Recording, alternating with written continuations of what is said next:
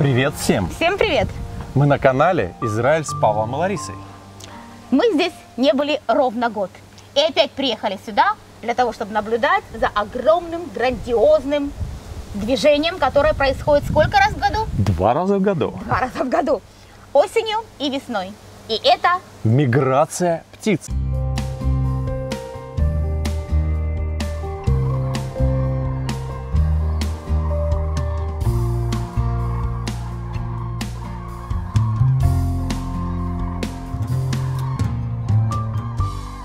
Это земля, где останавливаются на отдых перелетные птицы, где сейчас все так безмятежно и умиротворенно, приобретена в 1934 году Еврейским национальным фондом, которому принадлежит 13% всех земель Израиля. В этом году у фонда юбилей, исполнилось 120 лет со дня его основания.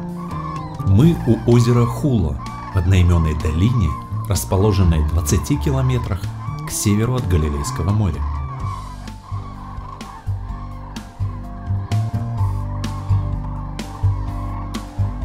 Парк – это чудесное место отдыха для всей семьи.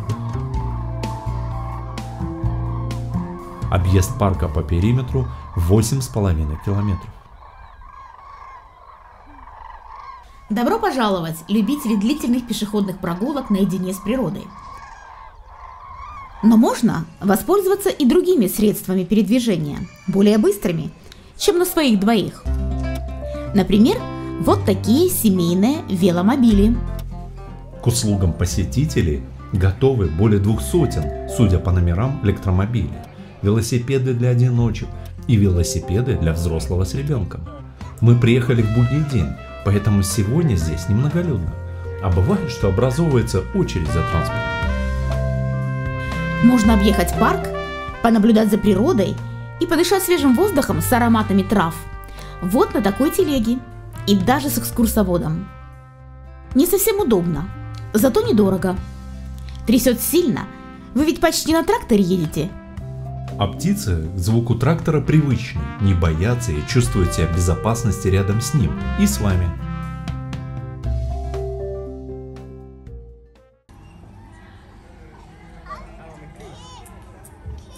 Последнее приготовление и поехали!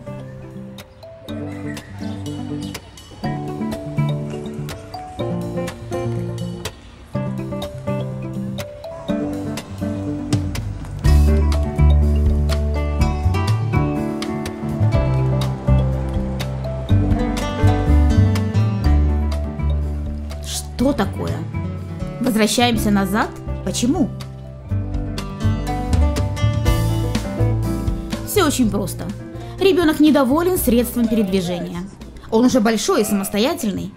Вот, специально для тебя детский велосипед.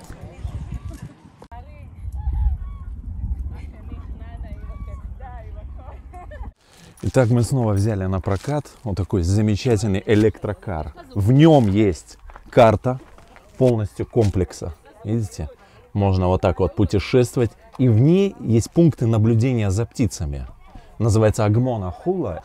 И по пути, вот прям на меня, Лариса, летят журавли.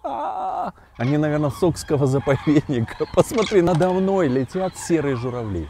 Вот.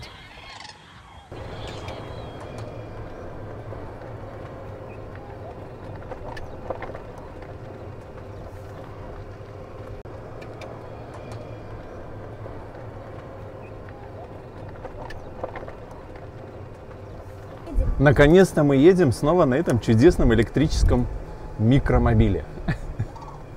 И ощущения, я вам скажу, просто фантастические.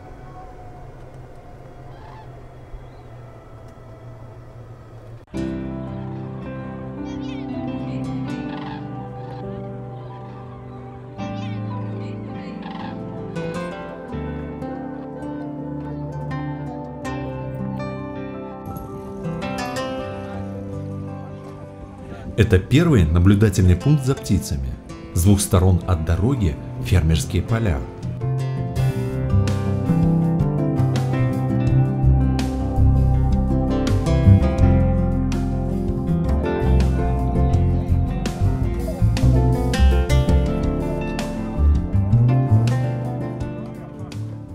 Великое озеро заняли белые малые цапли.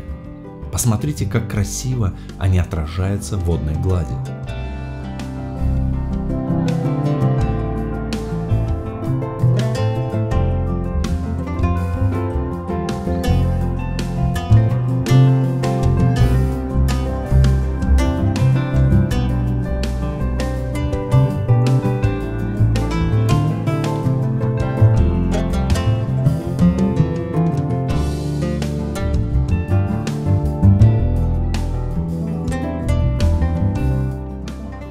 И где-то вдалеке на полях расположились и журавли. Подойти поближе невозможно. Поля отделены водными каналами, в которых множество рыбы и водится нутрия.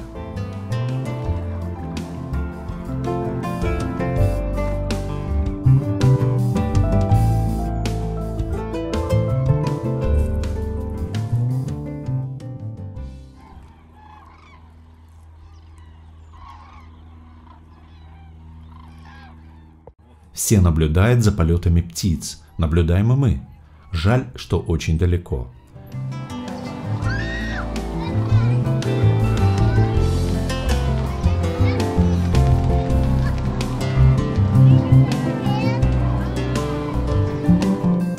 Долина Хула занимает второе место в мире по числу останавливающихся там перелетных птиц, уступая только озерам зоны Панамского канала. Чем же Израиль так привлекает перелетных птиц? А самым коротким путем над сушей из Европы в Африку. Ну и, конечно же, заботой и безопасностью.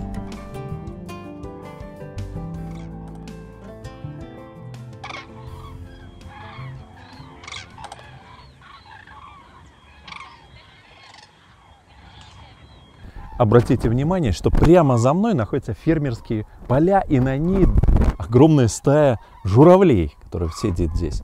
И вот здесь природа вступает в конфликт с человеком. Получается конфликт с фермерами, которые, с одной стороны, высаживают здесь какие-то культуры, кукурузу или еще какие-то, а птицы прилетают, им нужно кушать, у них есть пищевая цепочка. И в заповеднике нашли хороший способ подкармливать птиц как альтернативу, приучать их к другим местам. А уже позже, где-то в ноябре, мы видели, разъезжают специальные машины с пугачами, записывая такие звуки и дают, распугивают с полей птиц, чтобы их в места подкормки перенести, как бы перенаправить. Но вот здесь их не перенаправили, они сидят, отдыхают на поле, им здесь хорошо, они, видимо, покушали. А может быть, здесь есть подкормка для них, я не знаю, сложно сказать. Во время перелета и зимовки птиц тонны зерен кукурузы ежедневно подвозятся для подкормки пернатых гостей.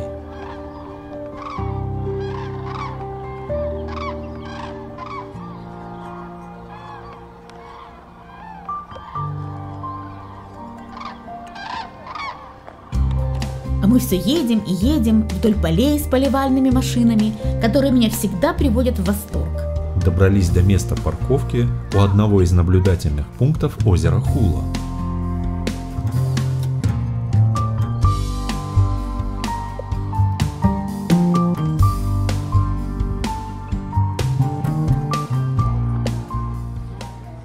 Эта наблюдательная площадка оборудована прямо над водами озера. И вид отсюда потрясающий.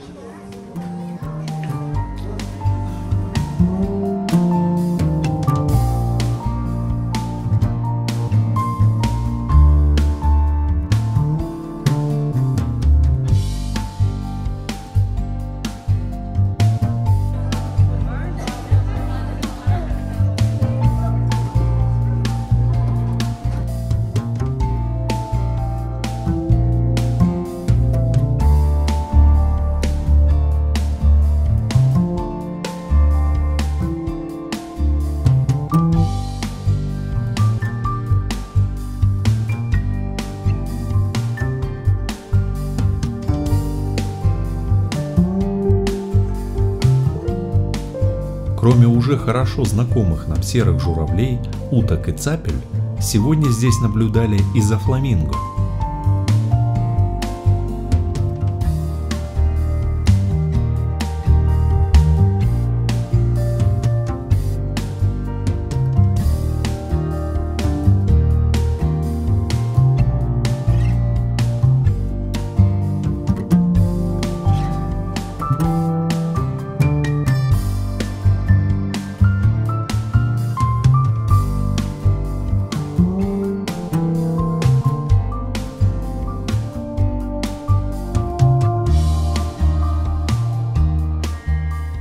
первый раз я увидел полет пеликана. Птицы летят за счет мускульной энергии, и это чудо, которому люди удивлялись всегда и не перестают удивляться и сегодня. И хотя и проводятся исследования особенностей птичьего полета, но его тайна до сих пор до конца не разгадана.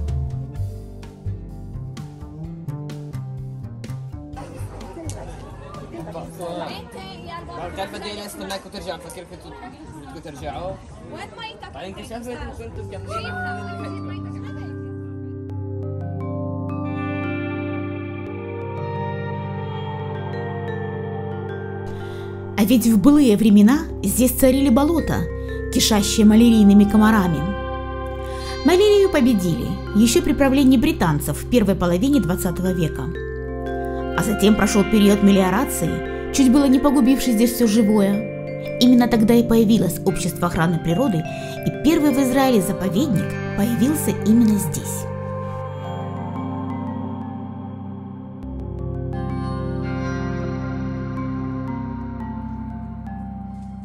Нутриям вольготно живется среди камышей и тростников, ведь это важные компоненты кормовой базы этих животных.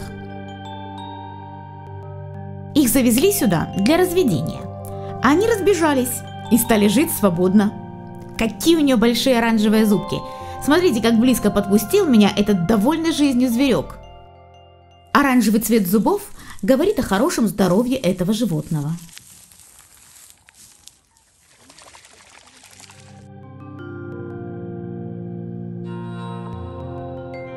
Как видите, даже в будний день желающих пообщаться с природой немало. Куда мы едем? Да туда же, куда и все. К очередной станции наблюдения за птицами. Сезон перелетных птиц только начинается. Многие пернатые полетят дальше на юг. Немало останется и на зимовку здесь. Израиль для этого отличное место. Здесь тебе и тепло, и сытно, всегда накормят, и никто на тебя не охотится.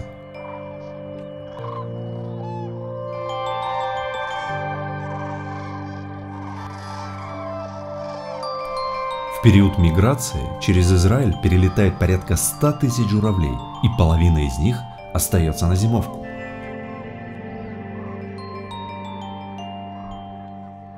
Наше путешествие по долине Хула продолжается, и мы перемещаемся на юг в замечательный природный заповедник. Здесь дышишь, не надышишься. А знаете почему? Потому что это огромная эвкалиптовая роща. Посмотрите, вот он, эвкалипт. Для борьбы с малярией и для осушения болот первое, что делалось здесь, это садили эвкалипты. Эвкалипт своей огромной корневой системой впитывает колоссальное количество воды и, соответственно, осушается постепенно болото.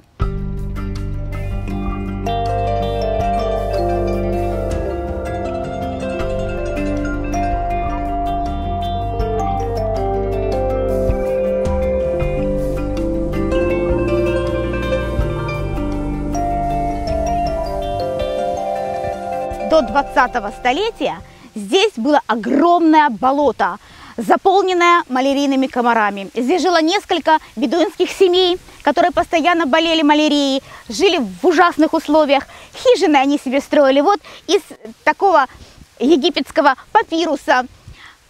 Разводили буйволов, которые еще тогда жили на этих болотах, плели циновки и промышляли грабежом на дорогах. В невыносимых, можно сказать, условиях они жили. Во второй половине 20-го столетия при образовании государства Израиль здесь проводилась серьезная работа по осушению этих земель. Новому государству нужны были сельскохозяйственные площади. Мелиорация, к сожалению, ни к чему хорошему не привела. Результат не оправдал ожиданий. Как оказалось, осушенные торфяники без воды не представляют сельскохозяйственной ценности и летом часто легко воспламеняются, грозя природной катастрофой. Пыльные бури летом, наводнения зимой стали постоянным явлением. А еще из-за того, что не стало болот, естественных фильтров Галилейского озера, вода там стала загрязняться.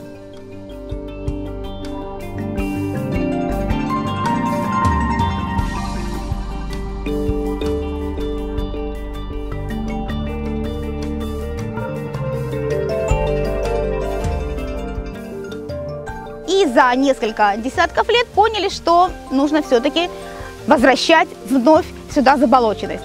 И программа по заболачиванию земель началась в 1990 году и продолжалась 7 лет и действительно имела серьезный успех. Экологическая ситуация здесь вновь наладилась, выросли тростники, выросли папирусы, появилась вода, появились птицы, животные, насекомые и так далее. Возродился вновь животный и растительный мир этих мест. Ну и долина Хула теперь один из развитых сельскохозяйственных районов страны, ну и красивейший заповедник, конечно же.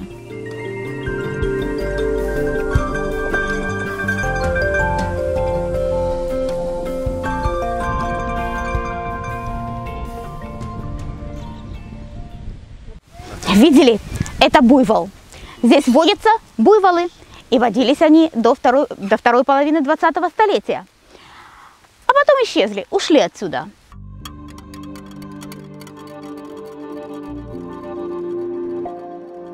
И вот буйволы пропали. Но в 1995 году их вновь сюда завезли, и опять они здесь живут. Водяные буйволы, которым для жизни нужна вода. Их упоминают в период Османской империи и в период британского мандата, когда эти животные обитали в заполоченных местностях. После образования государства Израиль из-за программы осушения болот буйволы практически исчезли. Но после шестидневной войны в 1967 году к северу от озера Кенерет, в заболоченной местности, было обнаружено уцелевшее стадо водяных буйволов. Впоследствии стадо этих животных было переведено в заповедник Энефек, а затем и в заповедник Хула. И вот сегодня нам впервые удалось так близко увидеть этих интересных животных прямо в заповеднике.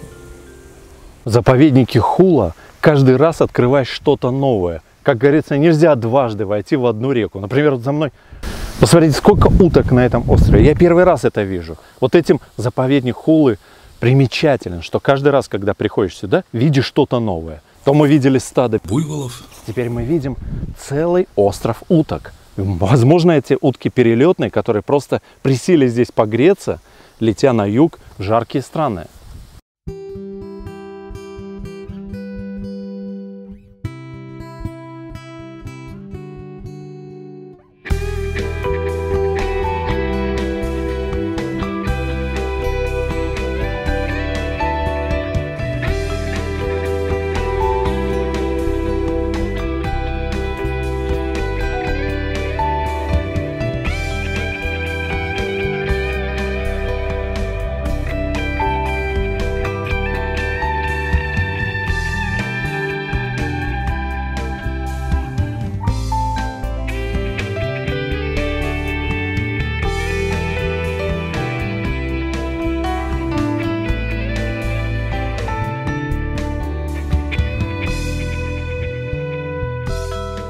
Через Израиль могут прилетать несколько десятков тысяч пеликанов. Сейчас только начало. Во время миграции птицы преодолевают огромные расстояния. Им, конечно же, требуется усиленное питание для поддержания сил. Ведь пеликан очень большая птица. Размах крыльев может достигать 3 метров. И весят они немало. В этом озере рыбы достаточно, но сотни особей стекаются и на пруды с рыбой в рыбоведческих хозяйствах. И, конечно же, причиняют немалый ущерб. В Израиле специально кормят и пеликанов, только вдали от прудов. Даже израильские ВВС выделяют средства для подкормки этих птиц наряду с министерствами сельского хозяйства и экологии. А рыбоведческие хозяйства поставляют пеликанам десятки тонн рыбы.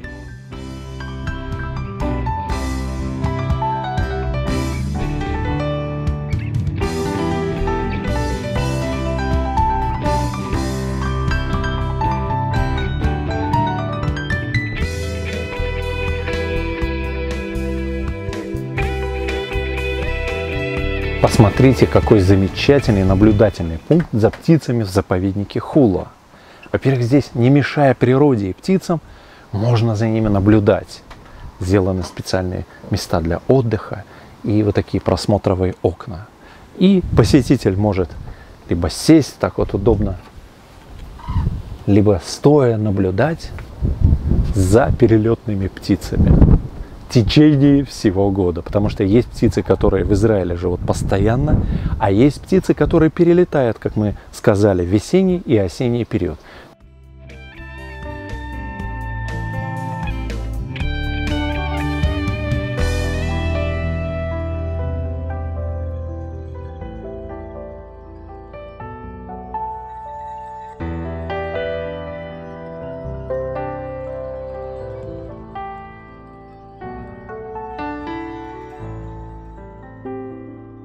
Дорогие друзья, поднялся сильный ветер, день подошел к концу, и солнце клонится к закату. Но это такая своеобразная перезагрузка на открытой живой природе. Ставьте лайки, пишите комментарии, подписывайтесь на наш канал, не забывайте нажимать на колокольчик, чтобы получать уведомления на новые видео. Становитесь спонсорами нашего канала. Благодарим тех, кто уже это сделал. Ваша помощь нам очень необходима.